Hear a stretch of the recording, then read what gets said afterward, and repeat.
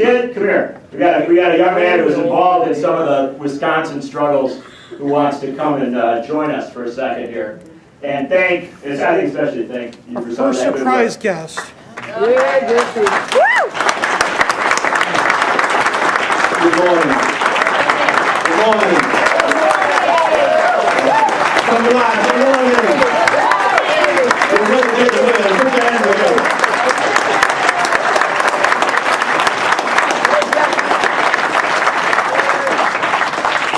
Let me express my thanks to Brother Nichols and to Howard and the organizers, Brother Tim.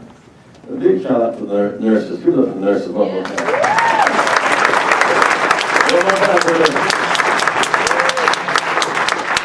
them. We are here during this weekend with a sense of joy and yet a sense of anxiety. The joy that our nation has come to grips with honoring the legacy of Dr. King with yet another national holiday. The fact that we converge neatly on the second inauguration of President Barack Obama. Outside of the politics is the moral challenges that face us. When the conventions met in 1952 and ultimately Eisenhower was the victor in the election, the political battle was over. Among other things, he promised to bring troops home from Korea. We still had to go to Little Rock on a question that was not on the agenda, opening up the schools. When Kennedy beat Nixon, Dr. King supported Kennedy over Nixon. The political season was over. We still had to march on Washington for public accommodations. Dr. King supported Johnson over Goldwater, and that was a great political victory over the right-wing ideologues of that day. We still had to go to Selma to fight for the Voting Rights Act.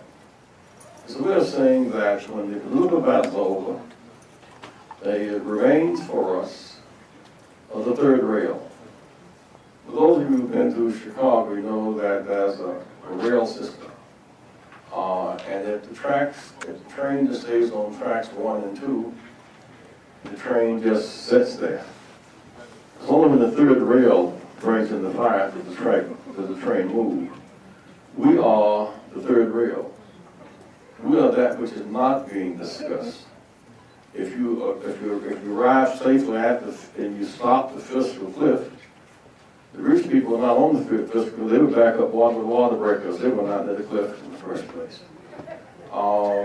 In a real sense, if you go from fiscal cliff to stop the debt, to deal with the debt ceiling, you still not addressed with comprehensive single-payer health care.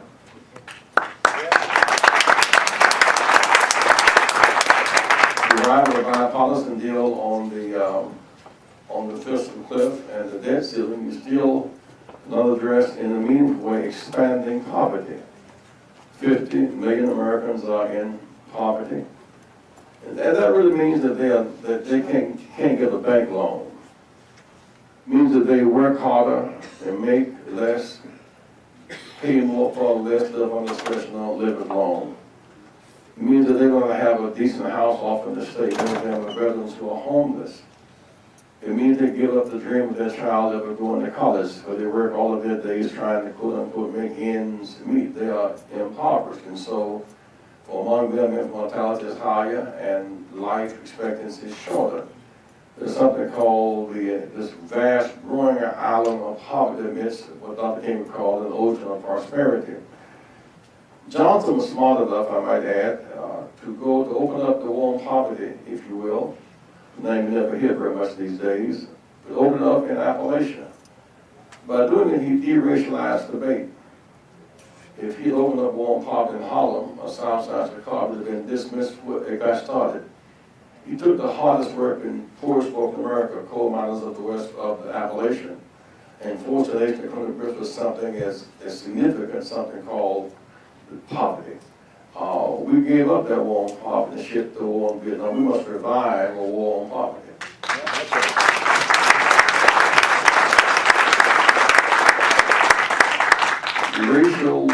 racial disparities continue to grow. Blacks and browns are still facing the very difficult challenge of patterns of racial discrimination, blocking us out of access to education and to capital and to development, or the ability to make a real contribution. We did not know how good baseball could be until everybody could play.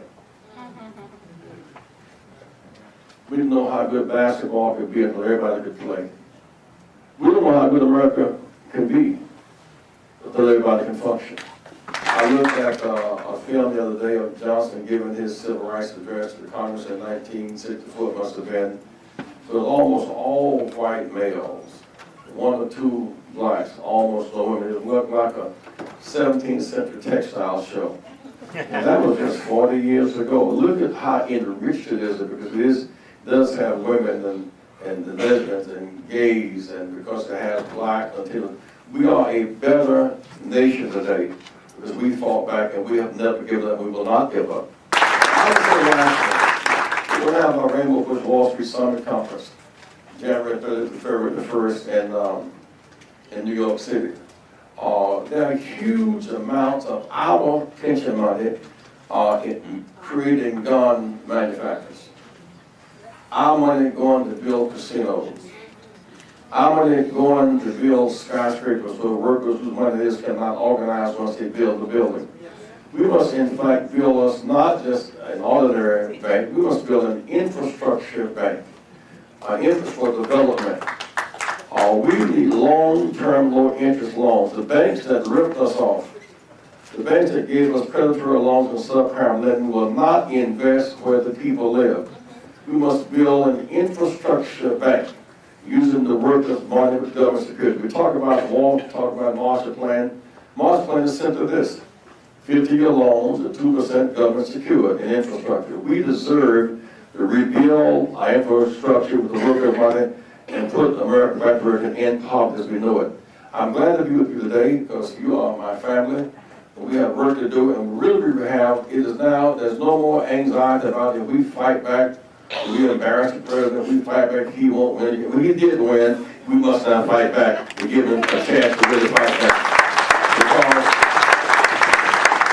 presidents are good, but marching makes them great, because it gives them right. Truman, all you really know about him is he served in the military, because people fought back. What you really know about Eisenhower beside golf is that he integrated the schools in Little Rock. What you really know about Kennedy is he chose Dr. King over George Wallace. You really know that Johnson, in the real sense, chose the summer marches over those who stopped him. When, say when, repeat when, we fight back. When the progressives come alive. We make good presidents great. We don't fight back. We betray our conscience and allow good presidents to drift to the right. When that happens, everybody loses, nobody wins. God bless you.